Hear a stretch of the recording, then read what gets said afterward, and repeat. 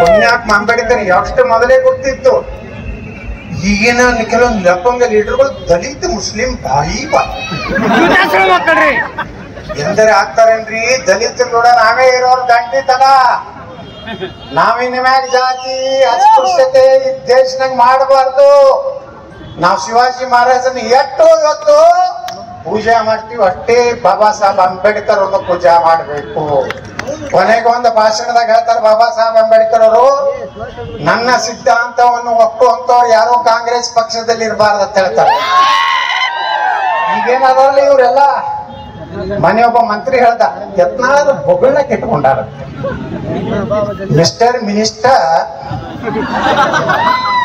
ಬೊಗಳುವುದು ಯಾವುದು ಪ್ರಾಣಿ? ನಾಯಿ ಅಂದ್ರೇನು?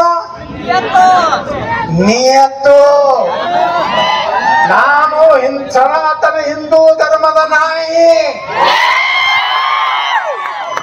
ನಾನು ಭಾರತದ ಸಂವಿಧಾನದ ನಾಯಿ. ನಾನು ಭಾರತ ದೇಶದ ನಾಯಿ.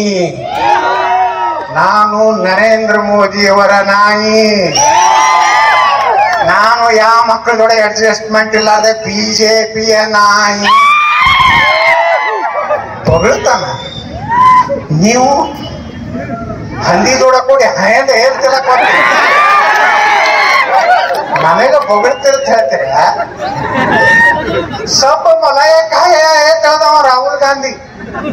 ಮಲಾಯ ತಿಂದವ್ರು ನೀವು ಗಾಂಧಿ ನೆಹರು ಬಾ ಅಂಬೇಡ್ಕರ್ ಮಕ್ಕಳು ಎಲ್ಲರೇ ಪ್ರಧಾನಮಂತ್ರಿ ಆದ್ರ, ಬಾಬಾ ಸಾಹೇಬ್ ಅಂಬೇಡ್ಕರ್ ಈ ದೇಶದ ಪ್ರಧಾನಮಂತ್ರಿ ಮಾಡಿದ್ರ, ಬಾಬಾ ಸಾಹೇಬ್ ಅಂಬೇಡ್ಕರ್ ಸೋಲಿಸಿದ್ರು ಯಾರು? ಬಾಂದ್ರಾದಲ್ಲಿ, ಭಂಡಾರದಲ್ಲಿ ಕಾಂಗ್ರೆಸ್.